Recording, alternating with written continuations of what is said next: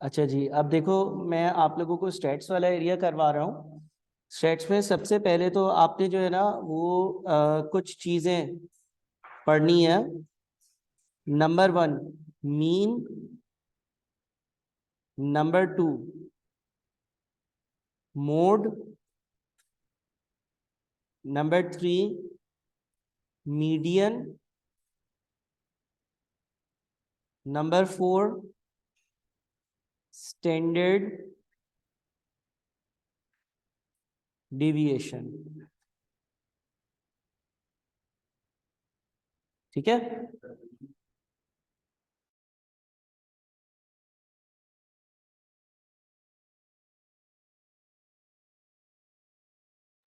तो आपके पास mean, median, mode और स्टैंडर्ड डिविएशन, ये चार चीजें पहले हम समझ लेते हैं कि क्या है। सबसे पहले हम एक डेटा लिखते हैं और लेट से मैं ये कहता हूं कि मैंने जो है ना वो किसी एक पर्टिकुलर क्लास में टेस्ट लिया और 10 मार्क्स का टेस्ट था। क्लास में लेट से एज्यूम करते हैं कि 2 बच्चे थे। पहले स्टूडेंट के 10 में से 5 मार्क्स आए, दूसरे स्टूडेंट के भी 10 में से 5 मार्क्स ही आए। अब इन दोनों मार्क्स का अगर मैं टोटल करूंगा तो ये 10 होगा और ये 10 कहलाता है समेशन ऑफ एक्स। ये सिंबल होता है समेशन ऑफ एक्स का, यानी कि मैंने जो इंडिविजुअल बच्चों के मार्क्स थे उनका सम किया। सबसे पहले मीन को देखते हैं। मीन का मतलब होता है एवरेज और मीन का सिंबल होता है म्यू और म्यू कैलकुलेट होता है summation of x upon n. Summation of x यानी कि एक्स की वैल्यूज का सम, एन यानी कि जितनी भी चीजें थी, जितनी भी वैल्यूज थी, 2 थी, तो एवरेज आ गया 5। ये आपका मीन कहलाता है, जो कि मैंने यहां पर 5 निकाला। सही है। अब मैं एज्यूम करता हूं कि मैंने एक और टेस्ट कंडक्ट किया। उस टेस्ट में भी वो भी 10 मार्क्स का टेस्ट था। पहले बच्चे के 4 मार्क्स आए, दूसरे बच्चे के 6 मार्क्स आए। टोटल कितने मार्क्स बने? 10। टोटल क्या कहलाएगा? Summation of x. और अगर कोई बोले इसकी मीन निकालो तो मैं बोलूंगा mu is equals to summation of x upon n, यानी कि 10/2 यानी कि 5। फिर मैंने एक और टेस्ट कंडक्ट किया। उस टेस्ट में पहले बच्चे के 3 मार्क्स आए, दूसरे के 7 मार्क्स आए। समेशन ऑफ एक्स कितना हुआ? अगेन 10 हुआ। अगर मीन कैलकुलेट करूंगा यानी कि एवरेज कैलकुलेट करूंगा तो वो होगा summation of x over n, यानी कि 10/2 यानी कि 5। फिर मैंने एक और टेस्ट कंडक्ट किया और उस टेस्ट में जो बच्चों के मार्क्स आए, लेट से 3 बच्चे थे। पहले बच्चे के 3 मार्क्स आए, दूसरे के 7 आए और तीसरे के 5 आए। इस केस में मेरा समेशन ऑफ एक्स कितना होगा? 15, है ना। और मीन कितना होगा? 15/3, यानी कि अगेन मेरा एवरेज जो बनेगा वो 5 बनेगा। तो मीन क्या होता है? मीन होता है आपका एवरेज। मीन क्या होता है? मीन आपका एवरेज होता है। इसके लिए ये म्यू वाला सिंबल यूज होता है, इसको हम म्यू बोलते हैं। ये सिंबल जो मैं यूज कर रहा हूं, और यहां पर हमने क्या किया है, हमने सिंपली एवरेज निकालने के लिए एक्स की वैल्यूज को सम किया और जितना डेटा था उसे डिवाइड किया। अब जब हमें मीन समझ में आ गया तो हमें यह समझ में आ गया कि ये एक एवरेज है। हमने 4 अलग अलग डेटा उठाए और सबका एवरेज जो है ना वो सेम बन रहा, 5। मगर ये डेटा डिफरेंट है। पहले केस में पहले बच्चे के भी 5 मार्क्स आए, दूसरे बच्चे के भी 5 मार्क्स आए, क्लास के एवरेज मार्क्स 5 बने। दूसरे वाले टेस्ट में एक बच्चे के मार्क्स आए 4, यानी कि एवरेज से कम है या एवरेज से ज्यादा है? कम। कितना कम है? और दूसरा वाला जो बच्चा है उसके मार्क्स है 6, वो एवरेज से कितना ज्यादा है? 1। ठीक है, देखो पहले वाले टेस्ट में एवरेज है 5, पहले बच्चे के भी मार्क्स आए 5, दूसरे बच्चे के भी मार्क्स आए 5। दूसरे वाले टेस्ट में एक बच्चे के मार्क्स है 4, एवरेज 5 का है, और दूसरे बच्चे के मार्क्स हैं 6। तीसरे वाले टेस्ट में एवरेज मार्क्स 5 ही हैं, एक बच्चे के 3 मार्क्स आए हैं और एक बच्चे के 7 मार्क्स आए। और आखिरी वाले टेस्ट में 3 बच्चे हैं, एक बच्चे के 3 मार्क्स आए हैं, एक बच्चे के 5 मार्क्स आए और एक बच्चे के 7 मार्क्स आए। मीन जो है ना वो आपको एवरेज बता देता है, मगर मीन आपको ये नहीं बताता कि डेटा कितना ज्यादा डिस्पर्स्ड था, यानी कि कितना ज्यादा डिस्ट्रीब्यूटेड था। अगर हम पहले वाले डेटा की बात करते हैं तो ये लीस्ट डिस्पर्स्ड है।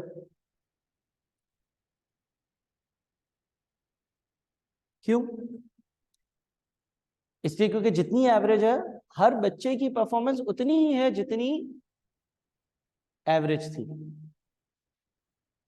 ठीक है, लेकिन अगर हम थर्ड एग्जाम्पल को देखते हैं तो ये मोस्ट डिस्पर्स्ड है, फोर्थ नहीं, थर्ड एग्जाम्पल मोस्ट डिस्पर्स्ड है। बिकॉज एक बच्चे के मार्क्स एवरेज से 2 कम है और दूसरे के एवरेज से 2 ज्यादा है। मीन जो होता है ना वो कहलाता है मेजर ऑफ सेंट्रल टेंडेंसी, यानी कि जो आपका डेटा है उसकी कैसी टेंडेंसी है, या इवन मोड या मीडियन जो है ना, ये तीनों कहलाते हैं मेजर ऑफ सेंट्रल टेंडेंसी, तीनों। इसका मतलब होता है कि ये आपको बताते हैं कि यार डेटा जो है ना वो किस तरह का है, या सेंटर से कितना ज्यादा उसकी टेंडेंसी क्या है। स्टैंडर्ड डिविएशन जो है ना वो होता है मेजर ऑफ डिस्पर्जन। इसका क्या मतलब? यानी कि स्टैंडर्ड डिविएशन मुझे ये बताएगा कि डेटा कितना ज्यादा डिस्पर्स्ड, स्प्रेड आउट है। स्टैंडर्ड डिविएशन का सिंबल होता है इस तरह का, जिसको हम बोलते हैं सिग्मा, और इसका फॉर्मूला होता है under root summation of x square upon n minus summation of x over n का होल स्क्वायर। ये स्टैंडर्ड डिविएशन का फॉर्मूला है, स्टैंडर्ड डिविएशन जिसका सिंबल जो है वो सिग्मा कहलाता है। अब हम एक काम करते हैं, केस नंबर 1 देखते हैं। केस नंबर 1 जो है उसमें x की पहली वैल्यू कितनी थी? 5।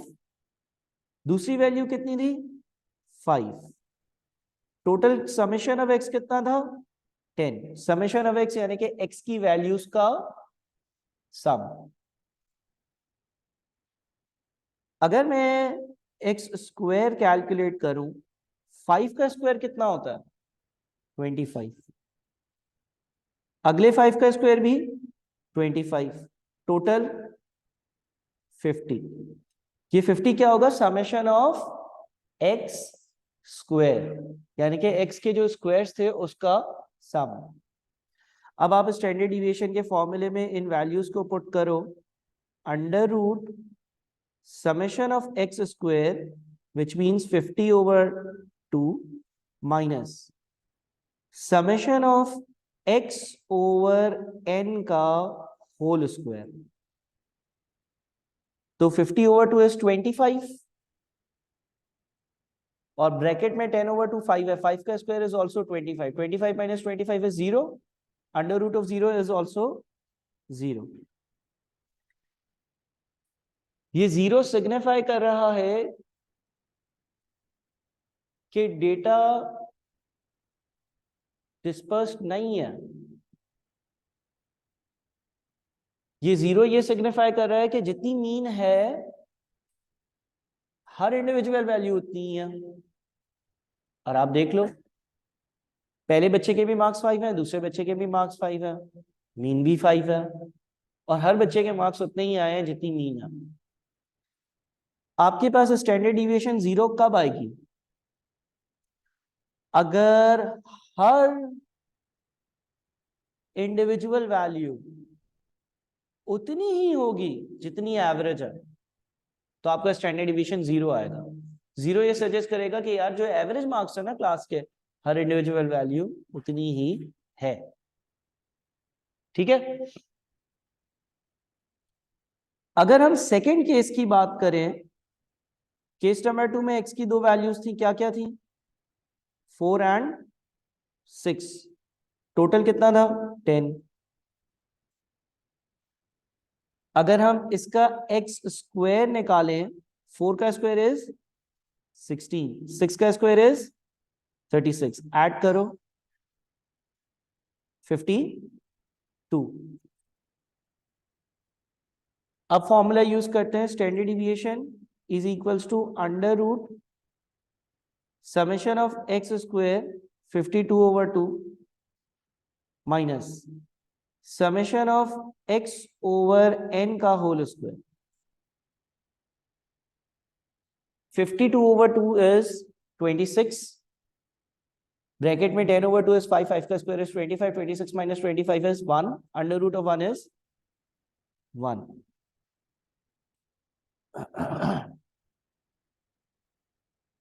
तो अब इसने ये इंडिकेट किया कि डेटा में डिस्पर्जन है, डेटा डिस्पर्स्ड है। और आप देखो कि एक वैल्यू 4 थी जो कि 5 से या मीन से एक कम है, और दूसरी वैल्यू 6 है जो कि मीन से एक ज्यादा है। तीसरी एग्जाम्पल देखते हैं। तीसरी एग्जाम्पल में x की वैल्यू क्या है? 3 एंड 7, टोटल कितना है? 10। एक्स स्क्वायर निकालो, 3 का स्क्वायर इज 9, 7 का स्क्वायर इज 49, ऐड करो 58। Standard deviation is equals to under root of summation of x square which is 58/2 minus 10/2 का होल स्क्वायर।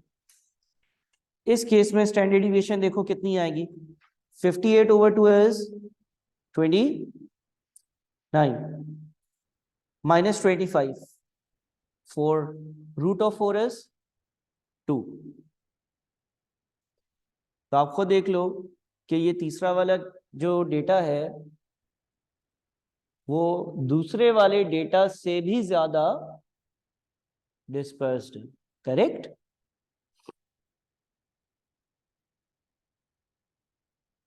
अब आता है चौथा वाला केस, जो केस नंबर 4 है।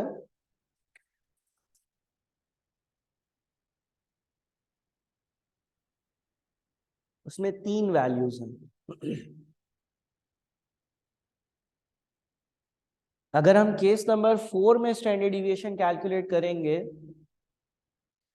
तो हमारे पास x की एक वैल्यू आ रही है 3, दूसरी है 7 और फिर है 5। अगर हम इसको ऐड करेंगे कितना बनेगा? 15। एक्स स्क्वायर, 3 का स्क्वायर इज 9, 7 का स्क्वायर इज 49, 5 का स्क्वायर इज 25, ऐड करो 83। 83 स्टैंडर्ड डिविएशन कैलकुलेट करो अगर, अंडर रूट 83/3 माइनस 15/3 का होल स्क्वायर कितना आता है?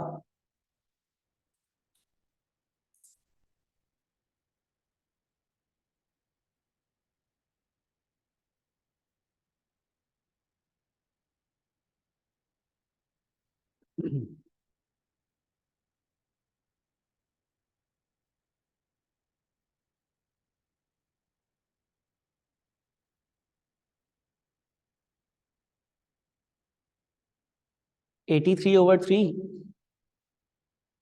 माइनस 25 और अंडर रूट में डाल दो, कितना आ रहा है? हाँ व्यायाम कितना आ रहा है? 1 पॉइंट कितना? 83/3 कितना बनता है? 1.63। और उसमें से आप 25 को माइनस करो और फिर रूट में डालो। 1.63 आ रहा होगा, आ रहा है 1.63। अच्छा आप देखो 1.63 क्यों आया। अब केस नंबर 3 और केस नंबर 4 को कंपेयर करो। केस नंबर 3 का आपका जो स्टैंडर्ड डिविएशन का आंसर आ रहा था वो कितना आ रहा था? 2। और केस नंबर 3 का जो आपका 4 का जो आंसर आ रहा है वो आ रहा है 1.63। केस नंबर जो 3 था उसमें आपकी इंडिविजुअल वैल्यूज थी 3 और 7। एक वैल्यू मीन से कम थी और एक वैल्यू मीन से ज्यादा थी। और केस नंबर 4 में एक और वैल्यू मैंने ऐड करी है जो मीन के बराबर है। जब डेटा में कोई ऐसी वैल्यू ऐड होती है जो मीन के करीब हो, मीन के बराबर हो, तो स्टैंडर्ड डिविएशन रिड्यूस हो जाती है। केस नंबर 3 और केस नंबर 4 को दोबारा से कंपेयर करो। केस नंबर 3 में मेरे पास एक वैल्यू थी 3, एक वैल्यू थी 7, स्टैंडर्ड मीन थी 5, तो एक वैल्यू 2 कम थी, एक वैल्यू 2 ज्यादा थी और हमारी स्टैंडर्ड डिविएशन 2 बन रही थी।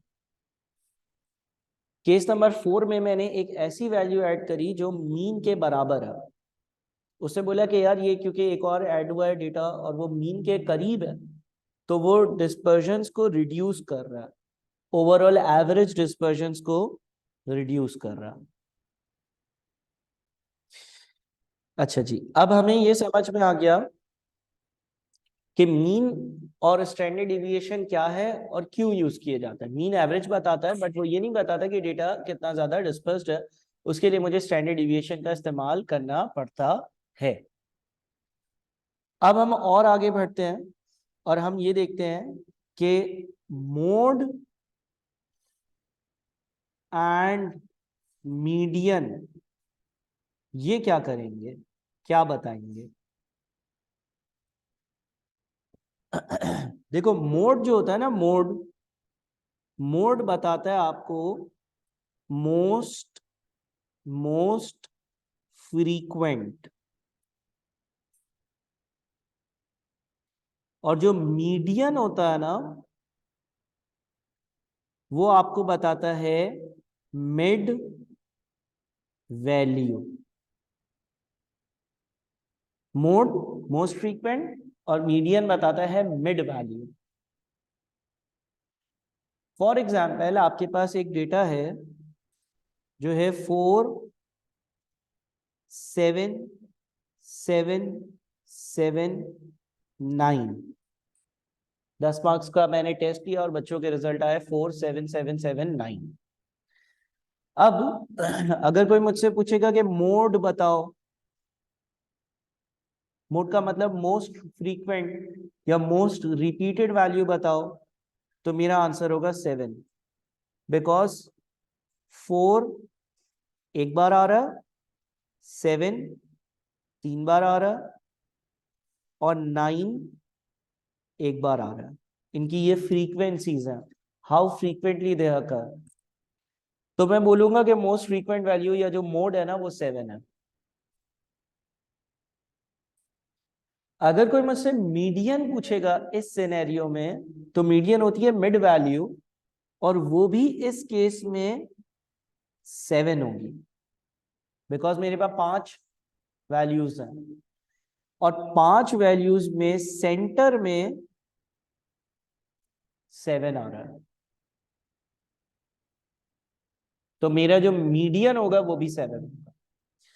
मीडियन कैलकुलेट करते वक्त ये ख्याल रखना कि जो वैल्यूज हैं वो या तो असेंडिंग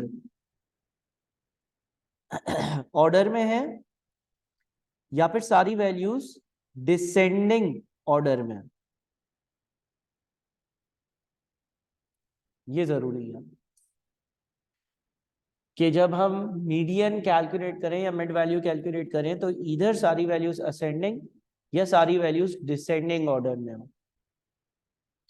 फॉर एग्जाम्पल ये वाला डेटा ऐसे भी तो लिखा जा सकता था 4 7 9 7 7। अगर ये डेटा ऐसे लिखा हुआ होता तो हम ये नहीं कहते कि 9 मेरा मीडियन है, नहीं। ये डेटा जो है इसको या तो असेंडिंग या तो डिसेंडिंग ऑर्डर में सेट करते हैं। असेंडिंग, हाँ हमें खुद करना होगा। असेंडिंग का मतलब सबसे कम वैल्यू, फिर ज्यादा वाली, ज्यादा वाली, ज्यादा वाली, और फिर सबसे ज्यादा वाली, तो 7 सेटर में आया। डिसेंडिंग का मतलब सबसे ज्यादा वैल्यू, फिर कम वाली, कम वाली, कम वाली, कम वाली। इस तरह से इसको अरेंज कर कर फिर देखोगे कि सेंटर में कौन सी वैल्यू है। ठीक है। अच्छा, अब लेट से ये आप कह लो कि ये 5 स्टूडेंट्स थे और उनके ये मार्क्स है ना, 5 स्टूडेंट्स के ये मार्क्स हैं, उन्होंने जो टेस्ट में स्कोर किया वो है। अब इस डेटा को एक तो इस शक्ल में रिप्रेजेंट किया जा सकता है, x इज 4 7 7 7 9। अगर ऐसे रिप्रेजेंट किया जा सकता है तो लेट से मैं अगर आपसे पूछूं कि इसका मीन क्या होगा, तो आप सबको ऐड करोगे। 7 7 7 is 21, 21 and 9 is 30, 30 and 4 is 34। सही कह रहा हूं? 7 7 7 21, 21 and 9 is 30, 30 and 4 is 34। Mean क्या होगा? 34 upon 5, 6.8। Summation of x over n, summation of x की वैल्यूज का सम, n यानी कि जितनी वैल्यूज थी। अगर इसका स्टैंडर्ड डिविएशन पूछा जाए तो x का स्क्वायर निकालना होगा। 4 का स्क्वायर इज 16, 7 का स्क्वायर इज 49, फिर वापस से 49, फिर वापस से 49, फिर 81। ऐड करो 244। तो अगर मैं स्टैंडर्ड डिविएशन निकालता हूं, summation of x square upon n minus summation of x over n का होल स्क्वायर, क्या आएगा?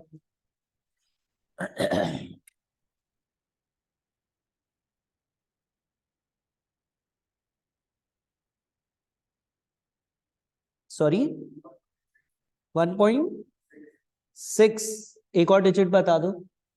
एग्जैक्ट 1.6 है, 1.6।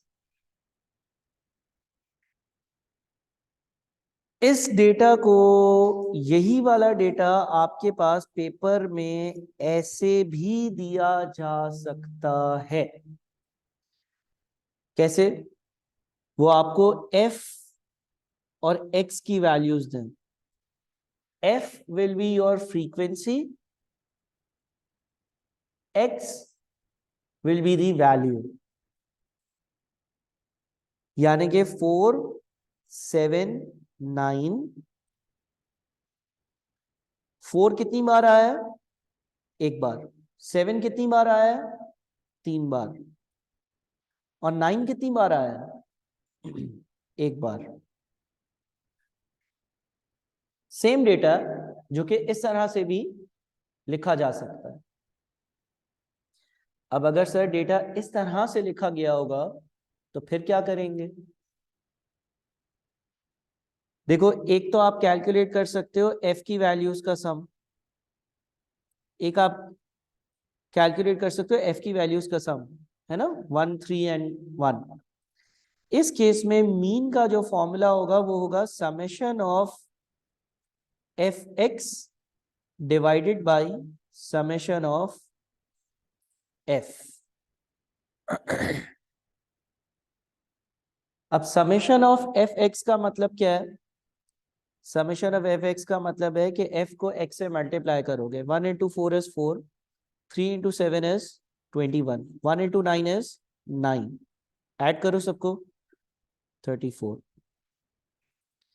Summation of f x 34 upon summation of F यानी कि 5 यानी कि 6.8. एक ही बात है ना, मैंने सिर्फ थोड़ा सा डेटा समराइज कर दिया. और स्टैंडर्ड डिविएशन के लिए आप फॉर्मूला यूज करोगे. Standard deviation is equals to under root summation of f x square upon summation of f minus summation of f x upon summation of f का whole square. अब इस फॉर्मूले में F x square कैसे आएगा? F x square का मतलब है एफ एक्स की वैल्यू को एक और बार एक्स से मल्टीप्लाई करो. सो 4 4 is 16, 7 into 21 is 147. Correct. F x square का मतलब है एफ एक्स की वैल्यू को एक्स से मल्टीप्लाई करो. 4 इंटू 4 16, 21 इंटू 7 इज 147, 9 9 81. ऐड करना है इन सबको. 16, 147 और 81 ऐड करो, 240